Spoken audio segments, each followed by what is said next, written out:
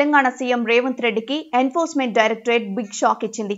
సంచలనం సృష్టించిన national herald case charge sheet లో సీఎం రేవంత్ రెడ్డి పేరు చేర్చింది ఈడీ.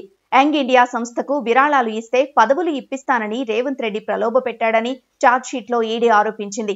ఇదే కేసులో ముఖ్యమంత్రి రేవంత్ రెడ్డితో పాటు కాంగ్రెస్ నాయకుడు పవన్ బన్సల్, దివంగత నేత అహ్మద్ పటేల్ పేర్లు కూడా తెరపైకి వచ్చాయి.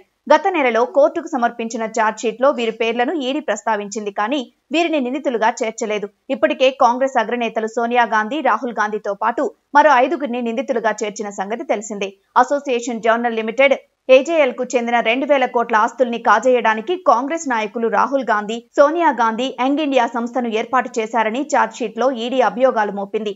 ఇదే యంగ్ ఇండియా సంస్థ ఏర్పాటుకు 2019-22 మధ్యలో విరాళాల రూపంలో డబ్బులు వసూలు చేసి పదవులు ఇప్పిస్తామని రేవంత్ రెడ్డి ప్రలోభ పెట్టారనేది ప్రధాన అభియోగం. ఇదే విషయాన్ని ఛార్జ్ షీట్ లో ఈడీ ప్రస్తావించింది. సాక్షుల్ని విచారించిన తర్వాతనే రేవంత్ రెడ్డి పేరును ఛార్జ్ షీట్ లో చేర్చామని, విచారణలో రేవంత్ రెడ్డి ఇతర కాంగ్రెస్ నాయకుల సూచన మేరకే విరాళాలు ఇచ్చామని సాక్షులు తెలియజేశారని ఈడీ స్పష్టం చేసింది. అందుకు తగ్గట్లు యంగ్ ఇండియా సంస్థ ఏర్పాటు కోసం 30 లక్షలు విరాళంగా ఇచ్చానని కాంగ్రెస్ నేత అరవింద్ విశ్వనాథ్ సింగ్ చౌహాన్ ఈడీ విచారణలో అంగీకరించారు. అహ్మద్ పటేల్ సూచన మేరకే ఈ డబ్బులు ఇచ్చినట్లు తెలిపారు. కాగా ఈడీ గతంలో మాజీ మంత్రి, ప్రస్తుత ఎమ్మెల్యే సుదర్శన్ రెడ్డి, ప్రభుత్వ సలహాదారు షబ్బీర్ అలీ, మాజీ ఎంపీ అంజన్ కుమార్ యాదవ్, మాజీ మంత్రి గీతారెడ్డి, గాలి అనిల్ కుమార్ కి కూడా నోటీసులిచ్చి విచారించిన ఈడీ తాజాగా సీఎం రేవంత్ రెడ్డిపై ఛార్జ్ షీట్ దాఖలు చేయడం తెలంగాణ రాజకీయాల్లో హాట్ టాపిక్ గా మారింది.